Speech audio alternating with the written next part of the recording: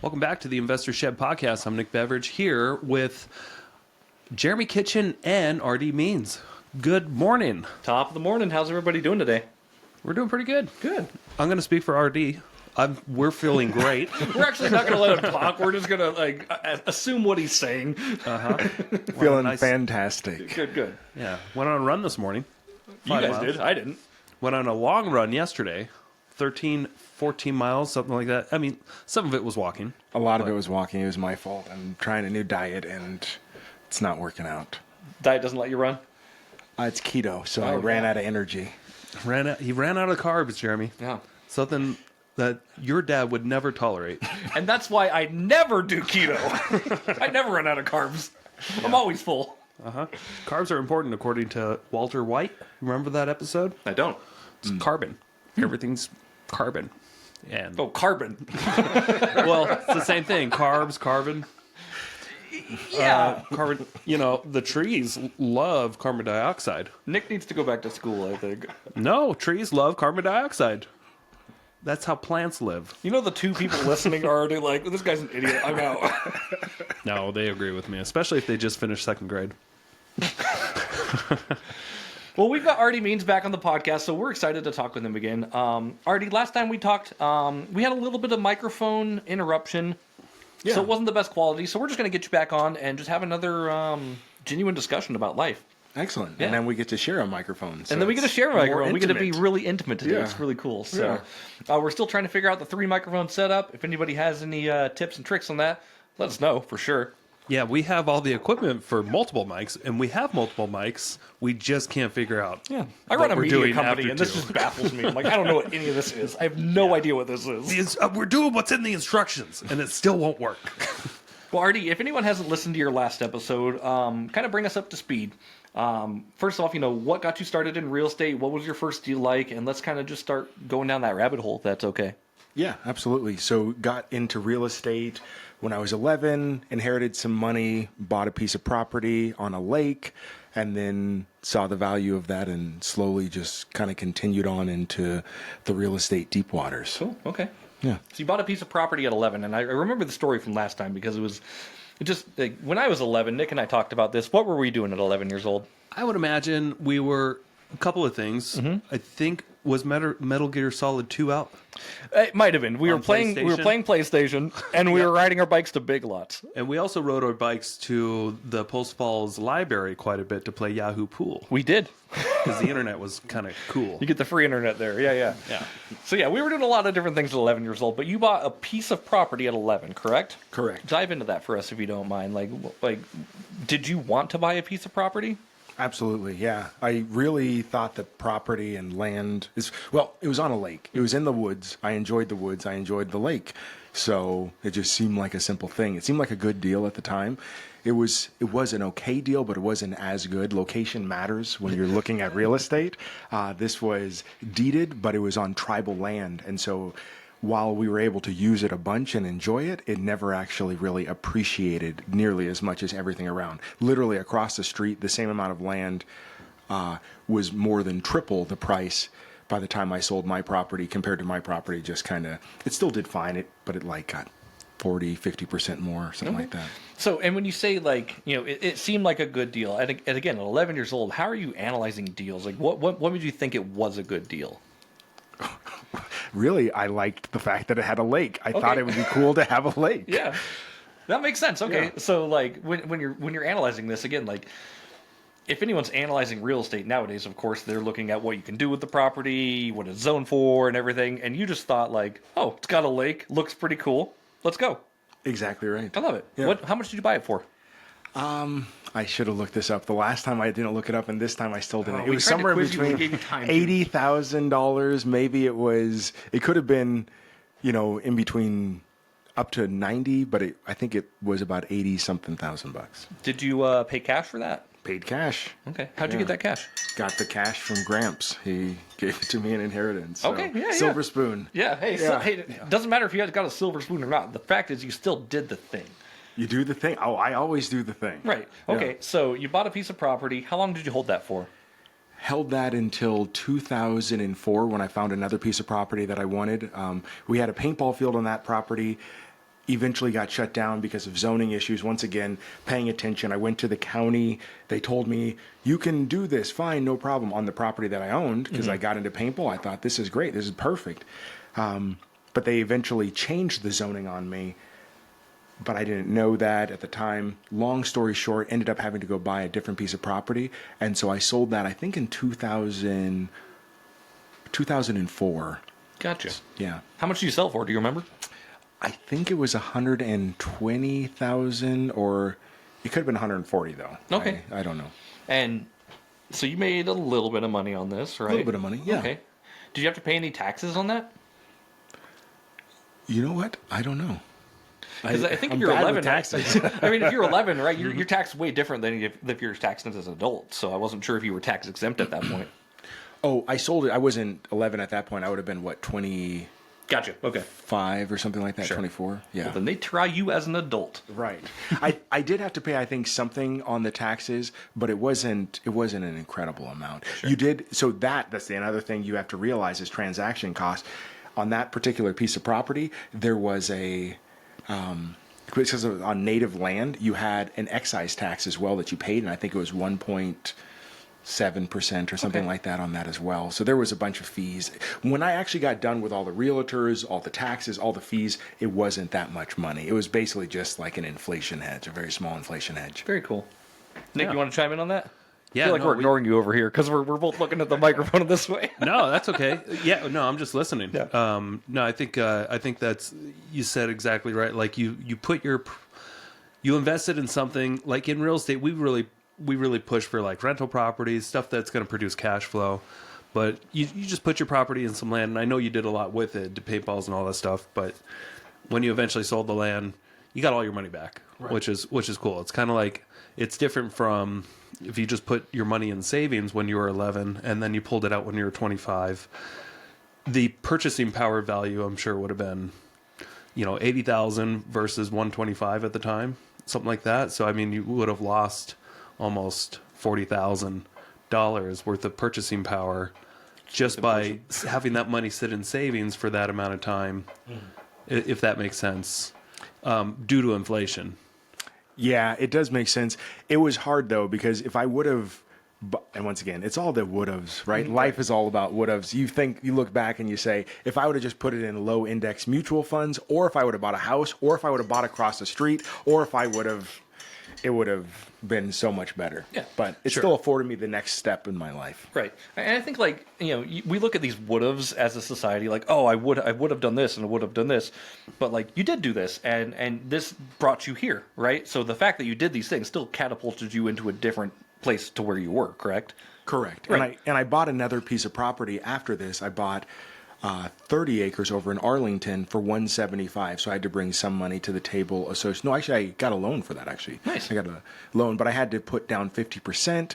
So this property afforded me that. And I did eventually sell that property for $500,000. Oh. So it wasn't, and I just sold that in 2020. So there is some, it exponentially grows. Yeah, absolutely. Yeah. And you're making smart moves with the money. It's not like you're taking your earnings and going to the casino or gambling. You're like putting it back in and doing more deals, which is the whole point of this thing. Yes, absolutely. Okay. Yeah. What do you think, Nick? So I'm just curious now, and on the last podcast, you do go into a lot of this stuff. So I think we can skip forward a little bit if you don't mind and talk about what it's been like being a real estate agent so far. And working with mostly investors, because if I'm not mistaken, I think almost everybody that you've sold a house to so far, they've been somewhat of an investor, right? Absolutely. Yeah, investors are great and awful all at the same time. And all of you guys are Facebook friends, so I'm sorry. I'm just talking. I'm looking right in the camera. We know it. Yeah. Well, no, it's interesting because it actually does afford most of the things that I like. I like to negotiate, and so investors have to have negotiations because unlike when you're looking for your dream house, you really just want house on 123 Main Street, and so that's the house I want because I've fallen in love with it, so I'll pay extra. The terms don't matter as much. With investors, terms and or being creative matter. Yeah, but I really like the investor mindset, and I really enjoy the general thoughts, but it's a lot harder to be able to kind of get everything through closing. Everything seems to be taking more time and effort than I would have thought. So Yeah, a lot of roadblocks when you're being a real estate agent, huh? there really is. Well, even once it's under contract, even once all the contingencies are met, things take longer. There is something that will come up, and it doesn't even necessarily mean that there's someone's fault involved. It just takes, everything just seems like it takes longer. Yeah. Even I've been trying, like, one of my plans is to be on social media and getting friends on social media. In the beginning, you're just friending a bunch of people because you know all these people. So you're like, wow, I'll get to, X number of people as friends on social media in no time. But you eventually kind of run out of people you know, and even people that your people know. And so now you're like, how do I continue to expand my reach? Okay. How do you guys do that? How are you guys working on that? Well, that's interesting. I want to talk. I mean, if we're going to talk about social media real quick, like you're trying to just friend a bunch of people. Are you introducing yourself to any of them, or are you just friending them because, like, what's your end goal, or just to have an audience? Well, the end goal is to sell real estate and to enjoy my life, I guess. So when I'm friending people that seem like they are probably have common interest. They're from a semi-common area that are also friends of friends. Because if you have zero friends, then it kind of feels weird if you just say friend request to random Joe Schmo. Right. Yeah. And I will say, like, when I've been growing my photography audience, like, I don't necessarily worry about who I'm following or what, but I do try to make sure I'm doing a few things. I try to make sure I'm engaging with my audience. Right, so if another realtor posts a video that another real estate photographer took, I'm like, that looks really great, and I'm like, I start a conversation, like, hey, who shot that? And I start a conversation, not trying to be like, oh, I want your business, but I put a blip on their screen of like, oh, Jeremy Kitchen's interested. He's communicating with a lot with me. He's keeping up to date. Maybe I'll give him a try next time. So again, it's kind of me trying to be top of mind with people that are in my business, and I try to just respect other people's businesses and help people grow at the same time. So the more tips I can give other people, I feel like that energy kind of comes back to me as well. Yeah, that's a good plan, and I definitely try to do that. But I do on social, especially because I never did social before. I do the post and ghost. So I basically just go out there, put whatever I'm putting out there, like whatever the top 5 things are, and then move on with my day because I like to do stuff, and So it's a complicated. How do you, like, finding the customers or finding the people that are interested in what you have to offer is probably one of the biggest challenges that I've continued to do. And then the next biggest challenge that I've had is I'm going out and having all these coffee meetings, but every single time I go to the coffee meeting, I'm eating something. So I've gained like 20 pounds since I joined the team because I'm having a coffee meeting every day. So I'm having like 4 meals. So I got to figure out how to change that as well. When you go to a coffee shop, you don't have to buy the waffles every time, man. They are so good. Union Coffee, my favorite coffee shop. Shout out to you guys. There's like 5 different waffles. They're very good. Okay. Yeah. So every time you go to a coffee meeting, you get a waffle too? I don't think I've ever eaten on a coffee meeting, like, ever.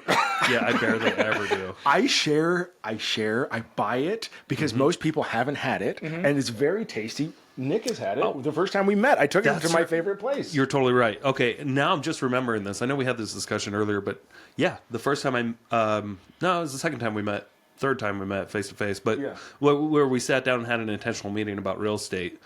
Yeah, we met you at Union, and you had this waffle. You didn't eat any of it, though. You gave it all to me to eat. I was talking too much. This happens. And then at the end of the meeting, I'm like, you got to eat your waffle? And you're like, no, you go ahead. I was like, okay, I'll take it. It was actually pretty good.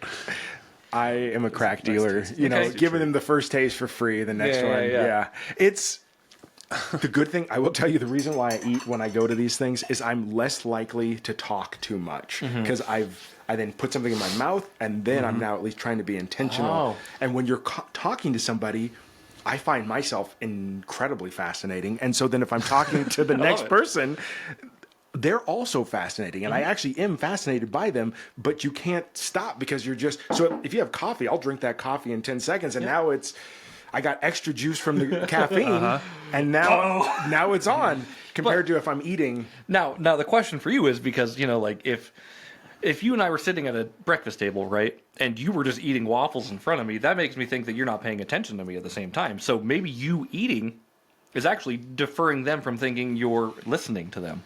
Oh, I always split the waffle with them. Well, you know what I mean, though, right? Like, Is there a healthier I always split the waffle. I definitely, I at least offer. Okay. But yeah, like if you're trying to eat so you listen, that makes it think that you're eating because you're not interested. Oh. So something to think about. Just right? one more insecurity to go at the list. Sorry to add on the list. I don't mean to do that, but Yeah. no, like if I was having a conversation with my wife and I'm like, hey, let's have a conversation, and she was like shoveling a bunch of food in her mouth, I'm like, is what I'm saying interesting, or are my words not impactful enough? Yeah. And it's something to think about. I'm not sure how that works, but I always just get like a skinny little 12-ounce coffee when I get to a coffee. I drink it, and then I just drink water the entire time on a coffee meetup. Really? Yeah, coffee and water. Then I hold my bladder. Yeah. And that's the other problem. that lets me pay attention because I'm like, okay, Oh, I don't. I just say, hold on. You pee on hold yourself? that thought. No, I just tell them hold that thought. Like almost every meeting I have, I usually break it up halfway through. I'm like, I gotta pee. I'll just get up and go do it. But yeah, as someone who's done this a lot, though, I will kind of give you a little shout out, though. That is a kind of an ingenious plan to just sit there and eat and let them talk. Because if you want to build a good relationship with a new contact or someone in your database, just somebody in general, build a relationship. A great way to do that is to get them to know, like, and trust you. Yep. The best way to get them to like you is by them talking the whole time. Yep. Because everybody always wants to just be heard. Mm-hmm. And you will increasingly be liked and liked more the more you say nothing and just ask questions about them, and they can just chat and talk all about themselves. It's a great tactic. Maybe you don't have to be eating waffles. Maybe you get an apple or something.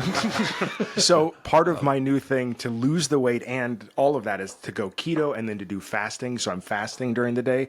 So now I will just be thinking of food, and that slows me down as well. I just become low energy, and now low energy, they can talk as much as they need to.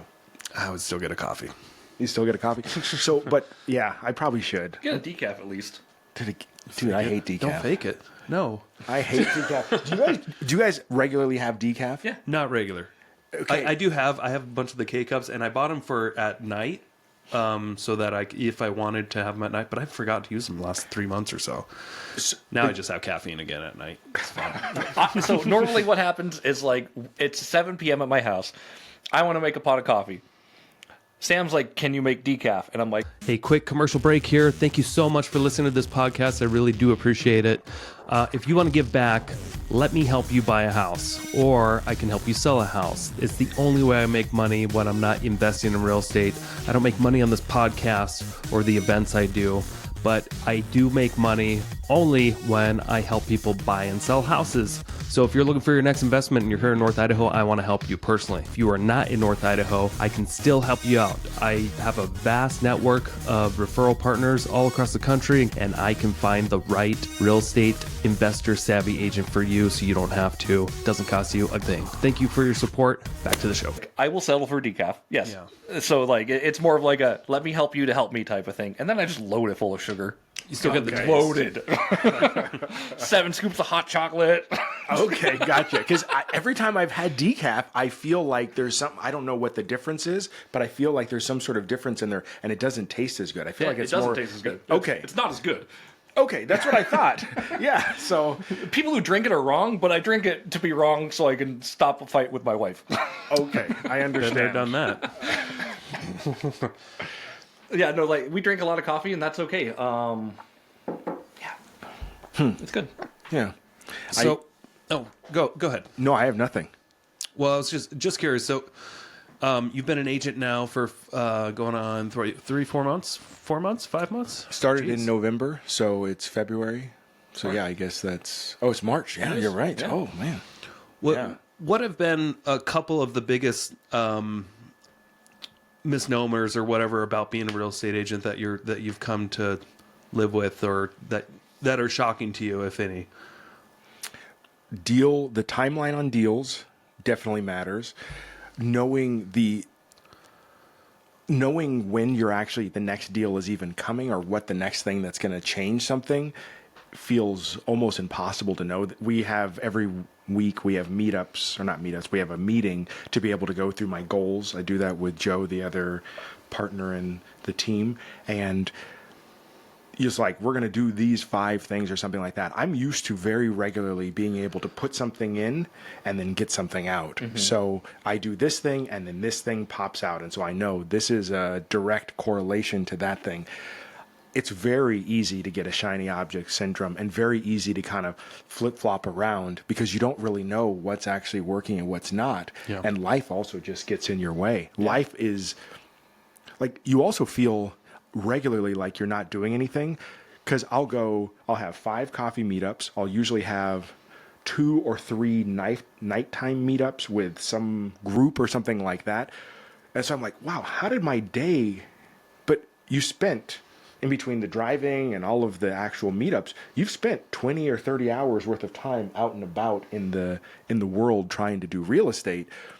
But it's not the same. It's not the same electrically. Very easy to know I got something done. This now works compared to before I started. Right. In real estate, you don't really know what's working and what's not working. So You can still track what you're doing, though, and I'm assuming you're tracking all your measurements and everything, like how many phone calls you're making, how many appointments you're making, right?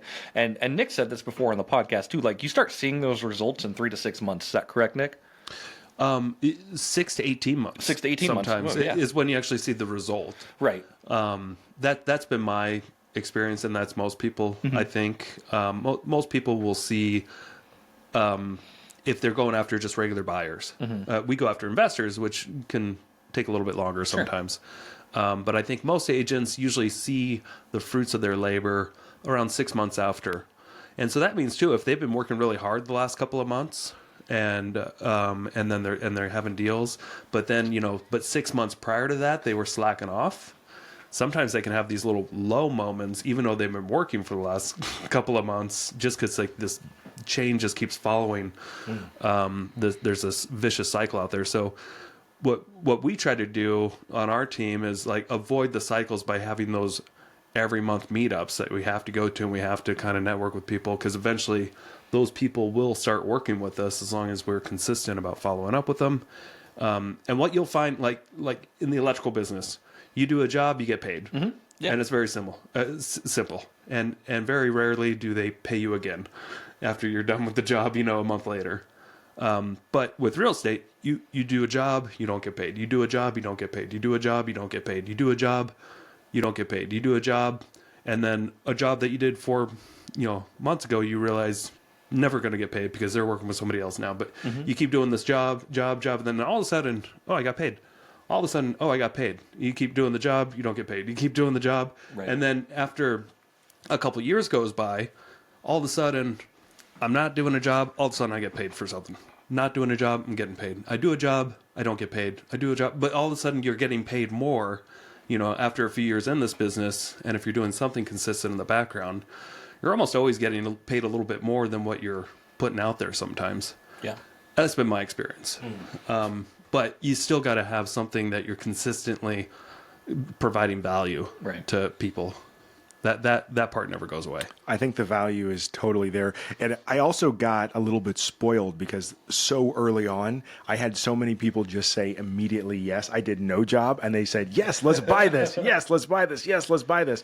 So it's almost like gambling. We were talking about gambling earlier, and I'm not a gambler. I never gamble, but it's like if you won the first 3 times and you won the lotto 3 times after putting in 3 lotto tickets, you're going to think, all I do is buy a ticket and I win the lotto. That's how this works. Yeah.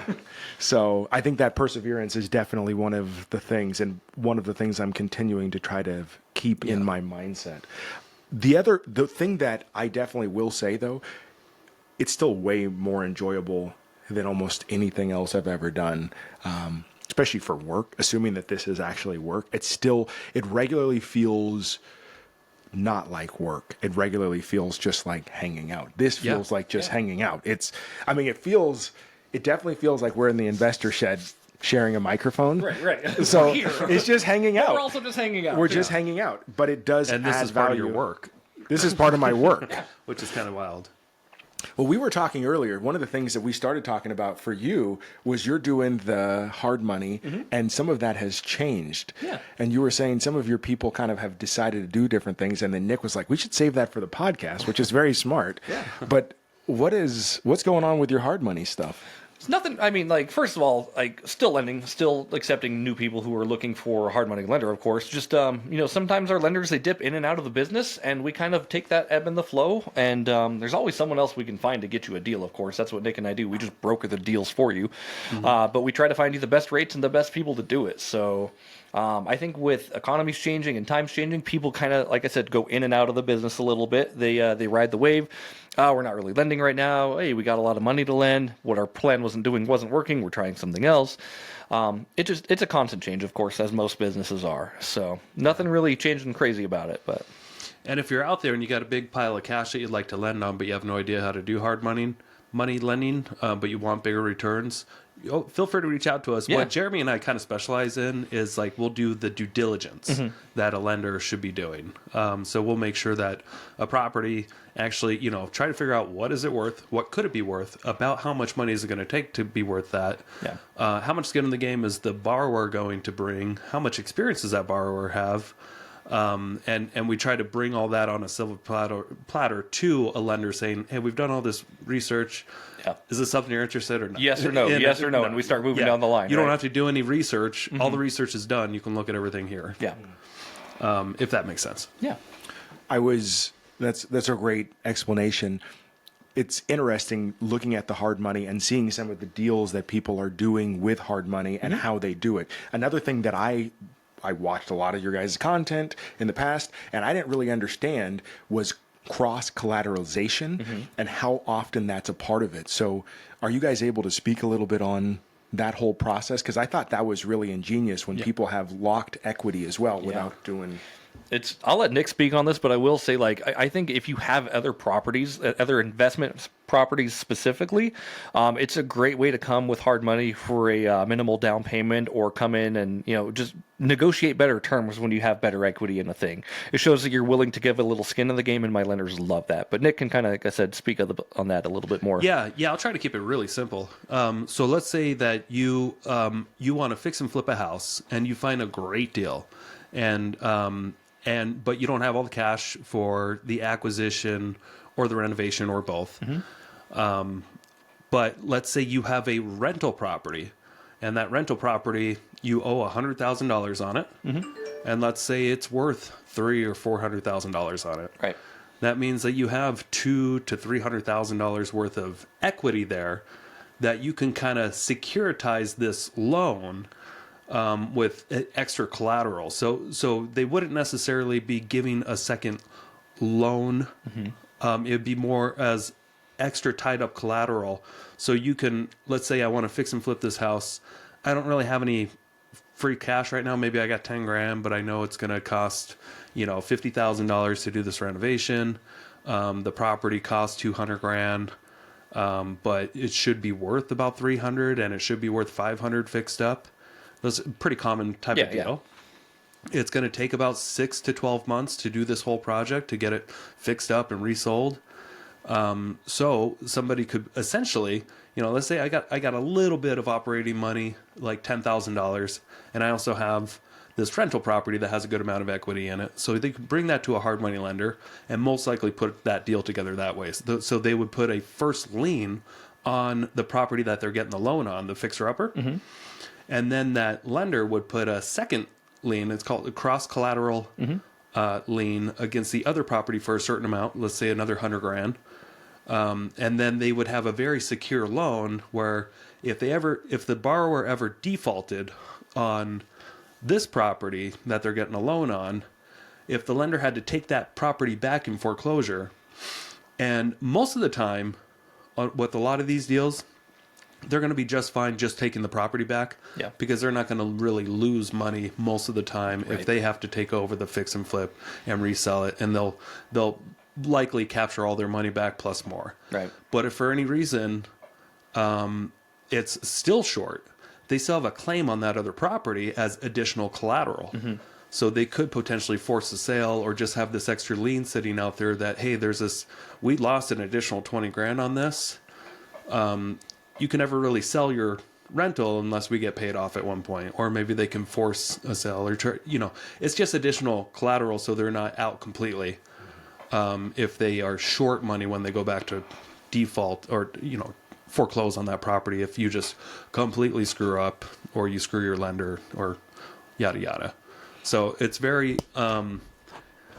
it's a very useful tool for a fix and flipper who knows what they're doing to not need to constantly save up a bunch of cash to invest in fix and flips, and they can take their cash and continue to put that into their own business or their rentals or whatever. For people like me that like to operate with like not a huge amount of savings, No savings. just because, and I choose it that way because I see inflation as a cost. That's just the way my head works. I just think if I just have a pile of $100,000 sitting in my account, it's costing me $10,000 to $13,000 a year to just sit on that cash, based off the U.S. dollar losing approximately 10 to 13% of value every year. So that's why I'm one of those knuckleheads that's just like, I'd rather just invest all the cash I have into assets that I feel might appreciate or stay the same, like silver or the stock market or real estate or rentals. Well, one of the reasons why I wanted to talk about that was because I did not know that. And I listened to a lot of podcasts, listened to Bigger Pockets before I ever came out to North Idaho. I didn't know that that was a possibility. I was actually a guy that was fairly property rich but cash poor on a regular basis and missed out on opportunities because I either didn't want to affect the loan that I had. I thought I needed to get a HELOC or something like that. Right. And a HELOC has an actual intrinsic cost to it. So you're now, if you're underwriting a deal and I say I have to pay this extra money on this thing, then it just gets far more complicated and it messes up some of your loan products potentially that you already have, especially if you have a super low interest rate currently and you're sitting on a bunch of equity. Cross-collateralization actually gets you in the game in a way, even if you're not going crazy where you're like, I want to just be fully invested, which is a smart play because then you do way more deals and way more money. It just really, I like saving the cash, but you also then, if you have that equity, it's such a powerful tool that I don't know that it's super well known because I definitely did not know about it until I saw these guys doing huge deals with it. Now, another thing with like the cross-collateralization too, sometimes cross-collateralization just doesn't work for whatever reason, they can't put the deal together. At that point, I say like, well, what if my lenders want to buy and put a loan on this first position lien and take over your first position lien, right? So you owe $100,000 on an investment property, like you said, worth $300,000. If a lender maybe put another loan on it for $200,000, paid it off, gave you $100,000. Now you've got $100,000 of working capital to play with. Maybe you could do 2 to 3 deals with that. Yeah, that would make sense if your rental property already had like another hard money loan. Right. But if you have a long, a 30-year fixed interest rate, like that's kind of the golden goose of like, don't disturb that. Right. But it depends on the interest rate and everything too. Because I mean, if your interest rate's up in the 7, like, well, I might as well just put it up for a hard money lender and then refi it when it's done. You could. Yeah. And I mean, like, it might not be the optimal play, but it's important to know that it is a play. Yeah. But that would mean, so you mean like if a hard money lender had a hard time just putting a first on just the property that they're purchasing, but they'd also want a first on the collateral? Just maybe they weren't just the first on that. Just the first on that. Take the cash to buy. Yeah, and then they take the cash and buy that. Maybe the hard money lender's not interested in buying that property, right? Yeah. Maybe they're just like, I don't really feel good about it. Okay, what about the other property? What about my rental? Do you guys want to put a lender on that, and then I'll give you a perfect example. Yeah. So the last property I just got under contract in Bonners Ferry, I sent it to my lender that I use quite a bit, and he didn't like it at all. Yeah. He didn't like it at all. So this is garbage. However, he didn't want to lend against it. Yeah. But I told him, tough, I want to do it. And he's like, okay, let's use your another property as cross collateral, and that's fine. Yeah. And then he did the loan. But he was smart. He just wanted additional collateral in case he wound up with that property back. Right. And I've done 20 deals or so with him. Like, I've never given him a property back. I think he knows that the risk is very low still. Right. But you can tell he thought I should walk away from it and all that stuff. But it didn't mean, which is funny. You might be thinking, hey, if a guy's going to give you money, he absolutely doesn't want you to purchase something. How would you easily convince him just to still give you money for it? You just offer an additional source of, hey, take something else as collateral. Because what I was offering him was, hey, this was, I just want you to do it on this. And I was able to show him, I'm purchasing the property for $110,000, and it's worth probably $180 as is. And it should be worth $275 fixed up, $275, $300. Yeah. Needs about $65,000 in renovation. Still pretty good LTV if he didn't even have a cross collateral loan, Right. but he really just didn't like the house. Yeah. And that's fine. But that's where that tool, cross-collateralization, kind of fixes things. Yeah. Because he can just, as long, depending on how much equity you have on the cross property, my cross property had, I think it has 250, 300,000 Yeah. in equity, and he just put $100,000 on that one, and then a full on the first. Yeah. So Such an important tool to have, and again, like it's just something we can do. So it's pretty cool to know that you have this tool in your tool belt. You don't always have to use it, but it saves your butt knowing that, like, and again, these are conversations I have when we talk about hard money too. I'm saying, like, okay, like how much can you put down? Yep. What's the minimum you can put down? What's the maximum you can put down? Because I want this like variable range to send to my lenders. I want to send it to you at the best deal, but if they don't take it, maybe I can sweeten the pot and say, like, okay, actually my guy's got $20,000 more I can give you, right? Yeah. So we say, like, what's your collateral? And then from there, I kind of start going into, like, do you have any other properties you want to put a lien on that could help maybe lessen your down payment or anything, or make it so you come with zero? And we ask these questions, right? Because I want to build a product that's right for the people. So. And one other thing I just want to clear up before we move on with cross collateral, the amount of money that they are putting a claim on or a lien on your cross property, it doesn't really matter. Like if they're going to say, okay, we're going to put a $200,000 lien on that property, it doesn't mean they're giving you a $200,000 loan that you have to make payments on. They have a claim up to a certain amount. Right. That's it. So the actual cost to do this, just so you all know, it's if you use in Title I and you get their smart title policy on the cross collateral, that only costs about $150 and then about $45 extra for recording. Nice. So if you're doing this, you got to tell your title company. Yeah, because they in have to do a advance. full title. Right. Yeah, they have to do a full title report and a title commitment on the cross property. Yep. And this was something that I actually ran into where I didn't know about cross collateral. I had heard these guys talking about it. I had a client that had a cross collateral. We didn't tell the title company, oh, hey, there's actually a cross collateral. They want to lean over here, blah, blah, blah. So last minute things then, once again, things get pushed out sometimes when you don't know that you're supposed to say this, that, or the other thing. So it's definitely, it sounds like the title company covers that, though, and figures that all out. Yeah. As long as they get proper instructions, because sometimes they could be a little confused if they're not used to dealing with cross collateral much. It's definitely an investor tool mostly. Not a lot of retail transactions, which is the bulk of what they deal with, use this kind of stuff. But So for you, when you're doing that, you typically use Title I, I'm assuming, because that's who you guys like and who does all of these, who understands our craziness. Mm-hmm. we just really like working with Title I. I think all the title companies can really work this magic. They just may not be as used to it as maybe Title I has been with us. Yeah. Yeah. Cool. Any other questions on cross collateral? Yeah, ask away. Yeah. I don't know that I have any, but I did hear you talking about something else earlier when you were saying about the points that sometimes the hard money lenders are putting out what they're asking for. Mm-hmm. I was interested in that because I every time I hear a self-limiting belief, I always then immediately am like, ugh, I grab onto that and I want to break it in half. break it. Snap it. So I had a client recently buy something and they paid way more in their hard money. And I know you and I didn't even think to call you because they were working on their own deal and I didn't think about that. Getting like a second opinion or something like that. But the numbers you mentioned, so you were saying, what did you think was high for hard money? Right now, it varies depending on risk of the property, investor savviness, how many deals the investors have done, and general lender interest, to be honest with you. Those are the things that we're looking at.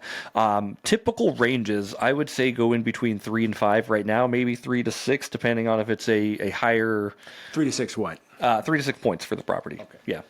And a point is? A point is a percentage of the loan. So hypothetically, if you have a $100,000 loan and you have 2 points, you're going to have a $2,000 lending fee correctly on there.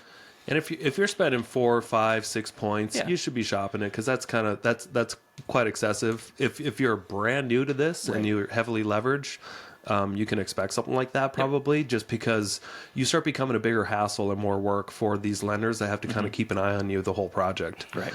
And so that's the reason for the big fees is because if you're dealing with somebody who's done it 50 times, they know they can charge a little bit less because they just simply wire money and they barely have to pay attention and then eventually they get money back. Yeah, they wire their money, the money comes back sooner than they anticipate. So that's why, and And someone who's more experienced, they don't really necessarily get killer deals either. Right. They're just a little bit better. Usually they're 2 to 3 points. Yeah, and maybe three's around, average, like, you know. Yeah. 4 gets up there. Somewhere between around 10% interest annually. Right. And again, like these are all numbers that you can mitigate with cross-collateralization or a bigger down payment. Like if you want a better deal, give us a reason to give you a better deal. Does that make sense? Yeah. Absolutely. Yeah. Now, as far as if you're actually looking, you talked about the money coming back sooner than later. Are typically there any sort of fees associated with an early payoff? It depends on the lender. A lot of times my lenders want to be in a deal for at least 3 months. You'll see a 3-month prepayment penalty on a lot of deals. But that's something, again, that we can negotiate. If you wanted to just say, like, hey, I don't want any prepayment penalties, what I do is I just pitch it forward to my lenders, and they say yes or no. Mm-hmm. Like, whatever you want, I'll ask for you, but it's not guaranteed to happen.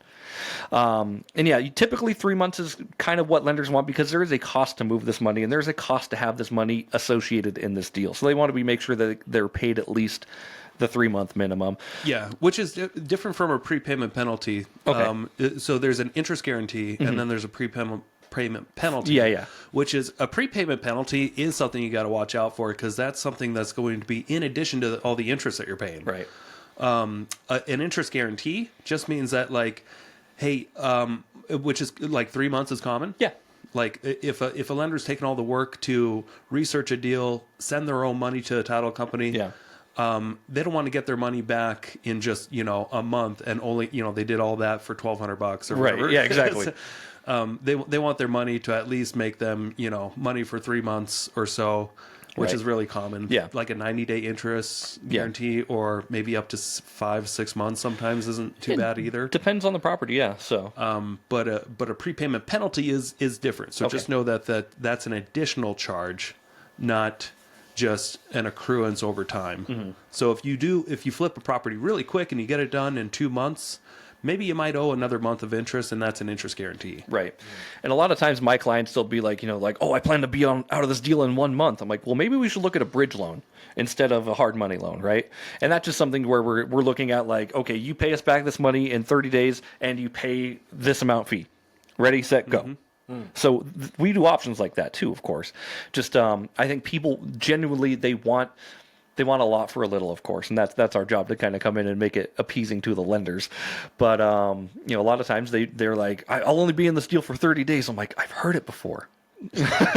Are you sure you don't want to do a 12-month loan? Because when shit hits the fan on this, 4 or 5 month loan there. Yeah. When shit hits the fan on this, you're going to actually end up paying more because you didn't have the foresight to actually think this through. So it's just conversations we have again. It definitely feels as though consistently things go longer than people expect. Closings take longer than people expect, and then deals take longer to finish, whatever your rehab is. Mm-hmm. What happens if you do go over as far as your time frame? It's going to depend on the lender again, but a lot of times my lenders they just offer a 1-point extension fee. Right? So it's 1 point to re-extend the loan for another 12 months. And the most important thing is that you don't ghost your lender. Right? If you're just in communication, like we don't want to foreclose on your property. They don't really care about that. They want to make sure that you do the deal and the deal gets done and you come back and use us again. Yeah. So we're going to try to be as working as you can, but you need to answer your phone when you're having problems. And so, and not every lender just automatically offers like a 1-point extension. You have to talk to us. Meaning, like if your loan amount was $100,000, it would cost you an extra $1,000 to extend the loan if you went over 12 months. Now, it's something that you still have to initiate. Mm-hmm. It's something you still have to get approved on with most lenders. But there is a difference between an extension fee and a maturity late fee. A maturity late fee can be a pretty big penalty. Yeah. If you're not... What is the difference between those two? So that's if you go past, let's say you get a normal hard money loan with whoever. Mm-hmm. A lot of the times, you should really look over your loan docs or have AI look them over to break down all the fees. What's your favorite AI for that? Lately, it's been Grok. Grok is amazing. We just played with Grok. Analyzing. It's amazing. Okay. It's pretty fun. I felt like it's doing better than ChatGPT when you upload documents to have it analyze stuff. Mm-hmm. So I've liked Grok lately, but maturity late fee could be as much as 10-12% of the whole loan amount. Yep. So like if you went over on $100,000 loan, you went to month 13 and you didn't ever talk to your lender or try to work something out, what your payoff could easily be 110 grand all of a sudden. You just got a $10,000 slap in the booty for going over that 12-month time. Yeah. So that's called a maturity late fee, and sometimes it could be worse than that. Yeah. So just pay attention to those. Pay attention to those, and again, just stay in contact with your lenders. Like, just let them know what's going on. Hey, we're having a harder time selling this. Market's not quite there yet. We're going to be on the market a little longer. What does an extension look like, right? And then we start diving into that question for you. So, yeah. This is really very helpful. I'm very selfishly asking all the questions that I had very small questions on, because there's every time someone explains something to you, you gain just that little more where you're like, I thought I understood it, but I didn't quite know this, that, or the other thing. You really start to understand this stuff when you start getting charged these fees. Right. The pain fee, yeah. Which I've been charged all these fees before. So I was like, Nick can explain all this stuff. He knows about them. Yeah. I got a prepayment penalty fee once from just a national lender. We had a property that we had for a couple of years with a 30-year loan, got a non-QM loan, and it was like a bank statement type loan. It was a $600 and something thousand loan on this property in Sandpoint, and didn't know it until the day of signing. But we go to sign, there was a $36,000 fee for having it paid off within 5 years. It was an additional fee, $36,000 fee. Wow. Which house was that on? This was on the Lower Pack House. Okay. $36,000 will almost buy you a Model 3, a new one with rear-wheel drive. Everything is in Tesla units for Nick. That's how I calculate. How much did this cost? It cost another Model Y? Ugh. Nick, will you take me to dinner? It's hardly going to cost you even a percentage of a Tesla. Oh, well, I take you to dinner. We talk in Taco Bell burritos. Yeah, Taco Bell burritos. Yeah, those are dollar units. Is a Taco Bell burrito still $1? That seems like a good... I haven't been to Taco Bell in They're 8 still years. value menu. I think they're If you know still where the to look. 99-cent burritos. They're really skinny. Yeah, you and get like small. cheese and a tortilla for like 98 cents or something like that. And I'm like, I don't feel good about it, but I don't feel bad about it. Yeah. Yeah. Huh. Well, yeah, as far as lending goes, one other thing that I found out, I just remembered one of the other questions that I had. I think this is the last one that I have, but I was talking to a guy that was a hard money lender, and he was saying that he can't lend if I was going to live in the property, even if it was after a certain amount of time. I was like, well, what happens if I'm going to buy this thing? Because the next goal is for myself personally would be to buy something and either build or live and flip, or my wife does not want to live and flip. So probably not live and flip, babe.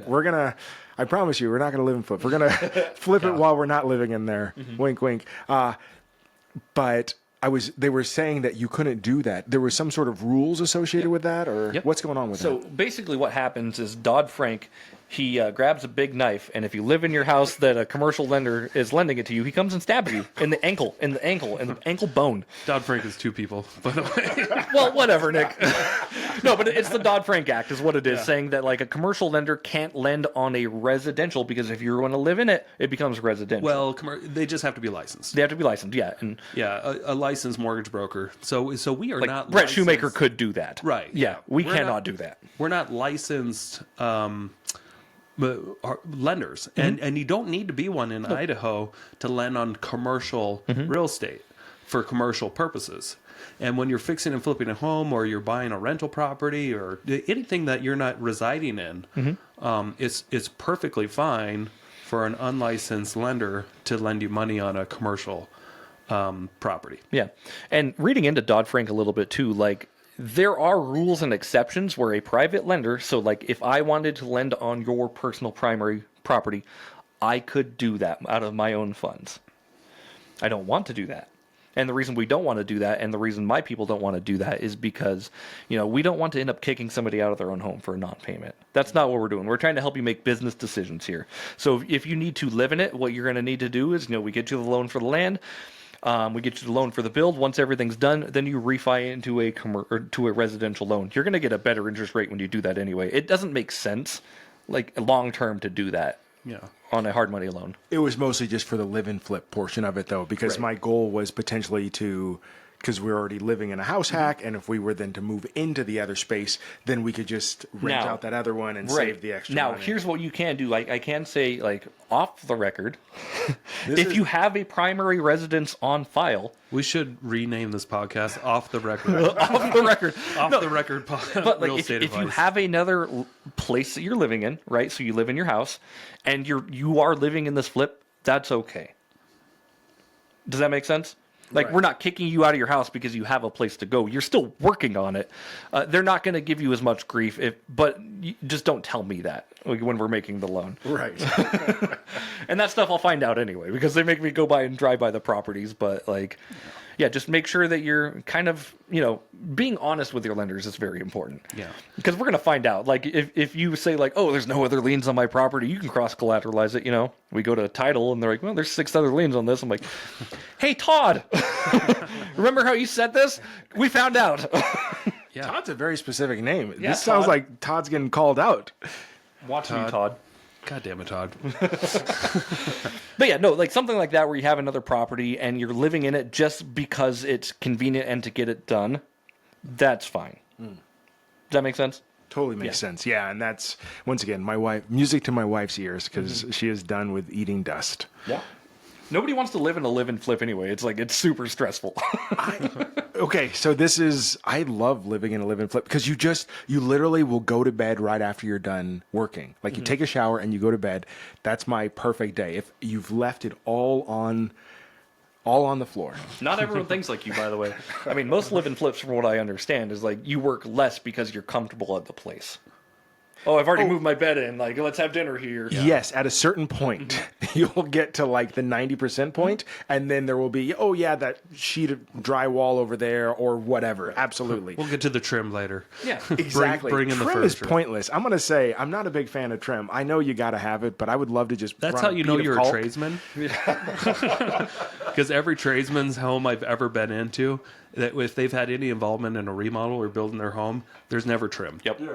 There was, we get to, it's in the garage, or like they never do the trim out. Well, trimming is just like fooling people. I feel like trim is lies, because you put this trim there because there's a gap or something like that. You already needed the gap. It's fine. We know what's behind there. Trim is disagree. lying. I feel like trim is underwear. Yeah. You don't get upset with somebody if you're like, hey, where's your penis? What are you trying to cover up there? I know there's stuff underneath that. You know what? It's just laziness, honestly. I think it's, what it's there, and it's like, it's the last thing, but who wants to deal with it? And then also, when you put trim up, you can hit pipes, you can hit electrical. There's a lot of stuff you accidentally do. With brad nails? Some of them, yeah, depending on how deep they go. I've absolutely come to places that have had, as an electrician, I've come there where someone has hit it, and it's just a regular nail that went Just a through. little brad nail. Oh, Yeah. okay. And it Yeah, doesn't I take a guess lot that of a makes poke sense. to kill a line when there's I mean, electrical. I do guess that they're if- not using the recommended size brad nail then. Yeah. It's probably a little too long. I was just saying, you can do that with, if you're putting subflooring in and you're screwing it down. Oops, I hit a pipe underneath my house. Like, anything can happen, of course, but I think trim looks really good in a house. Because you don't want your brad nail to really go much further than behind the drywall. Right. By like, a quarter inch or so. And then those pipes and they shouldn't be that close to the wall. They shouldn't be that close to the wall. That is 100% true. But in a 2x4, especially if you're on an interior wall, it's You don't have much 2x4. room. You don't have much room. And so, especially on wires, they can be closer. The wires move around inside of there if they didn't have it all. There's a lot of reasons why it happens. I've just been a part of different circumstances which we're trying to track something down and figure it out. I just wish people would use the appropriate size brad nails. Yes, this is. But as a tradesman, I'm not going to go out and buy the appropriate sized brad nail, because maybe this one is double rocked and the next one's not. So I just buy the same size, and I'm just. Yeah. Nick's a brad nail enthusiast around here. He often talks about, he's like, man, I wish you had the appropriate size brad nails. He stresses about it a lot, and that's why you got high blood pressure. I got called out once finishing a duplex, like the city of Coeur d'Alene. We had this huge wall, and they went and they dug out of the drywall and unscrewed the screw to measure the size of the screw, because they wanted to make sure it wasn't too long. Because if it was poking out the other end, they were going to call out the whole wall, which they did, because they didn't want anything longer than an inch, because it would have poked a little bit of like air into the adjoining wall to where there'd be a little bit noisier for the other tenant. By like a hair, like not even noticeable, because there's still rock wool in between the walls and all that stuff. But because the dry, I mean, we're talking like a 1/4 inch difference. They wanted us to rip out all the nails of this whole big old wall and redo them. Ridiculous. What did you do? Well, we did that, but then I just thought logically about it. I'm like, all those holes are still there now. The damage is done. Oh my goodness. But anyway, it seemed more of like a power move than anything. Yeah. Well, and it's rules for rules. That's the hard thing when you're dealing with government. Once again, number one thing that I have found with any sort of real estate thing that I've done is that you don't realize that they have this specific rule and they're going to hold you to that particular rule. So you have to find clever ways around. And maybe if you would have pointed it out, maybe it would have worked. Maybe if you would have given the Brad Nail speech, they would have been distracted and given you a break. I don't really know. Whoa. I know all about properling the Brad Nails. Why are you coming after me? Yeah. Yeah. You're talking to the wrong guy here. It's Brad Nail and Nick over here. Yeah, I don't get it. Yeah. Okay, so yeah, I mean, good to know. But like, this is stuff you learn. I mean, I know you've got some licensed contractors that work for you and everything, but some aren't, and they're just like, oh, this screw's fine, and it's. Oh, they're licensed contractors. Nothing wrong with that. Yeah. But it's just that they didn't follow the exact instructions that the city of Coeur d'Alene wanted, and they did want these exact size drywall screws. But of course, my contractors don't look at any instructions. No, or anything like that. And it's like buried on Instructions page 4. are for nerds. But it was kind of silly to see because I watched the inspector. Like he came right to the wall and he like immediately with the screwdriver like just dug into the drywall to unscrew it, and was like, "I need to measure this out." Nope, redo it all. And he had such a attitude about it, which was just not a sweetheart thing to do. Did he have an attitude because you called him out, or you were talking about Brad Nails too much? I don't think I said anything at the time. I was just like, "Here, this way, sir." Here. You're not like, look at all these Brad Nails. Before my voice dropped. Yeah, Yeah. because you're buying real estate 11 like RD, right? Right. Yeah. Okay. No, my voice didn't drop till I was 35. Yeah. It's still working. You're still croaking every now and then. Yeah, I do. Cool. Well, no, this is we took a little spin into like hard money and stuff here. Yeah, I think can you wanted to believe we're focus already on at you. like an hour? It was a good conversation. Some of the things that I think that happens is when you're in real estate for so long and you have people telling you stuff and you're listening to all of it, when you're not doing it or you're not like really shoulder to shoulder, you regularly don't know all of those little tiny gaps. Heard about hard money, heard about a bunch of the different components, but there were small little things. I learned a bunch of this literally just sitting across from Nick, hearing them talk about numbers. By the way, that's the other weird thing you asked about what's weird in real estate. You'll hear crazy numbers, like as far as the total numbers that are happening around you, the deals, the money that's flowing. You're like, you just don't even, you start thinking bigger when you get into real estate, I think, as well. You can share. It's okay. No one's. Well, I'm listening not this point. I'm not good at numbers, but I just remember you guys talking about your land deal, and I was just the whole thing as far as the start numbers. I don't know the numbers. I'm not as good with those numbers, but you could talk about those numbers on that deal that you're working on right now. Oh, the Midway one. Yeah, The land over deal? there over yeah, in so we Post bought it Falls. for $665. Yeah. We'll be putting about $750,000 into improvements on that land. We should sell it. Let's see, what was it? Around 3.5 million. Right. So- just a simple couple of $1 million on a deal. It'll take a while to do, I think. Yeah, right? it's going to take a couple of years, but yeah, we should make at least $1 million on that deal. And you're paying out on hard money. Yes. You're doing different things. You have to go out and speak in front of the city. You have to deal, but even just the way that you guys are doing it. So you have this big old deal, but a portion of it, you're finding these clever solutions, like you were using Fiverr to be able to do something where the last time, because you did a similar deal before. Yeah, cost a few $1,000 to get a little plat. Yeah. It was like a plat map or something? Yeah, so it was like a preliminary plat of a subdivision based off the land that we bought, and I had somebody on Fiverr create one for like $90, and then we had multiple revisions, and every time we did a revision it was like $25.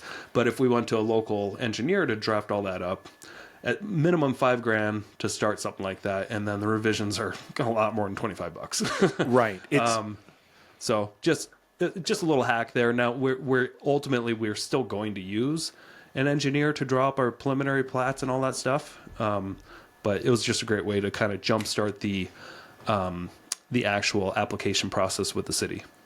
Right. It's I guess the best way to say it is that there's so many little tips and tricks that these guys know that you don't know until you just sit it and you live it day by day, and you're like, oh yeah, that's such a clever way, because you save yourself a couple of $1,000 in the beginning, and if the deal wasn't going to work for some reason, you wouldn't have put all this extra money into it. The force multipliers that you guys are able to find, it seems like it's kind of amazing how many, and the more people you know, the more you're going to do. A lot of the stuff I'm learning is just physically shoulder to shoulder on this, or all those different meetups. The meetups that you can go to, you'll never know what the actual value is until you go there and you randomly hear someone talk about something. You're like, I never knew that was a thing. Yeah. It's the power of knowledge for sure. Like, you live this stuff and you breathe this stuff, right? Like, the more you're in it, the more you talk about it, the smarter you get. The more knowledgeable you are, the more clients you get, because you're now the accessor of information. You have everything that someone wants. So keep learning and keep doing. Kind of like Home Depot. More saving, more doing. More saving, more doing. Dun, dun, dun, dun, dun. It used to be a different slogan. Or Go to the base, home base. No, that was a different story. No, there used to be something else. So more saving, more doing. That is their old one. More saving, more doing. What's their new one? We are farmers. I'm gonna look it up. I'll be Jamie on this one.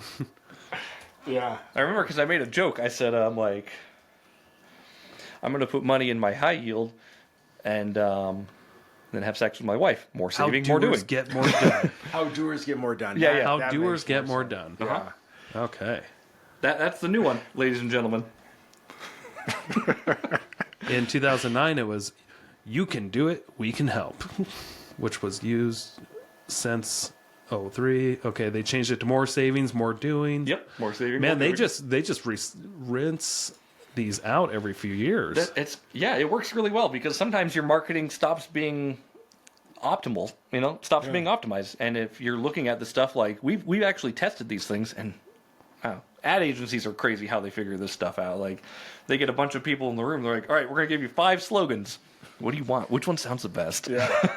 I do need a slogan for myself. I keep in social, I'm trying to figure out, like, what do you say at the end of the time? And I want to say, see you at the finish line, because I always think of that. I think of, no matter what it is, there's a lot of finish lines in life, and I like the idea of see you at the finish line, but it doesn't really roll off of the tongue. If knowing me for a very short period of time, what would you say my slogan should be if you had to choose? First of all, I'm not your marketing department. I like the RD means business. I think there's something there. I think it can be a little more optimized. This is RD and I mean business. I don't know, but And I would say that into the microphone regularly. This is RD signing off. I usually at the end of my videos, I don't say anything. I don't need to be like, okay, bye. I'm like, the video's done because the video's done.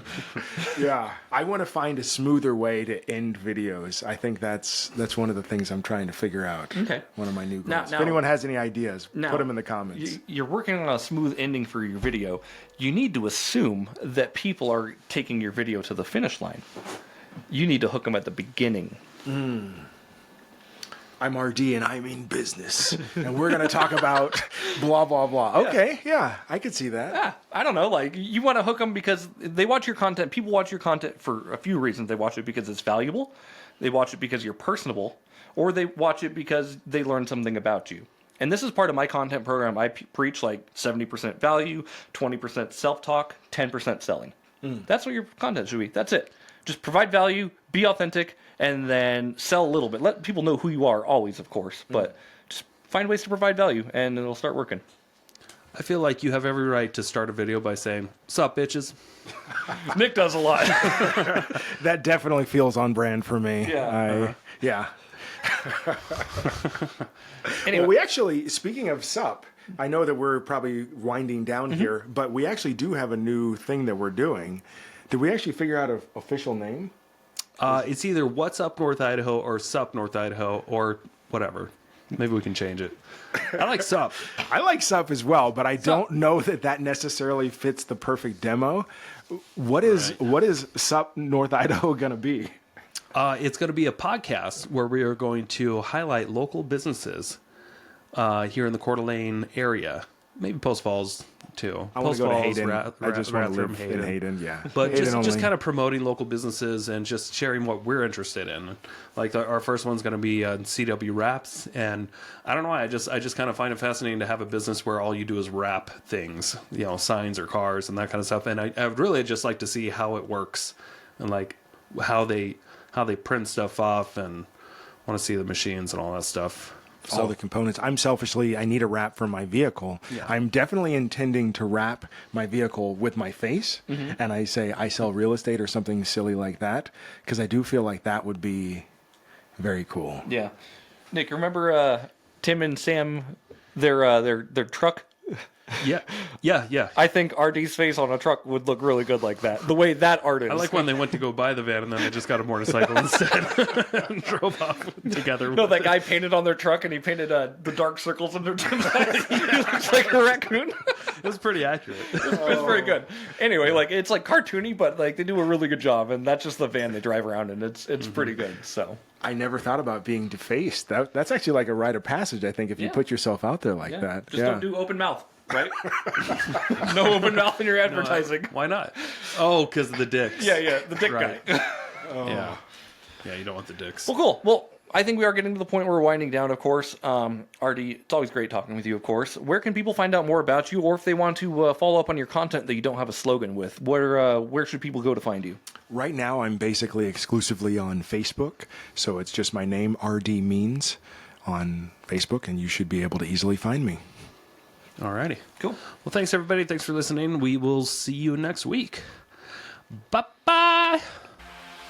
Thank you so much for checking out the Investor Shed podcast. If you enjoyed your time, make sure to leave a 5-star rating and review on Apple Podcasts and Spotify. Follow along on YouTube, TikTok, and Instagram at The Investor Shed for shorts and promos about each episode.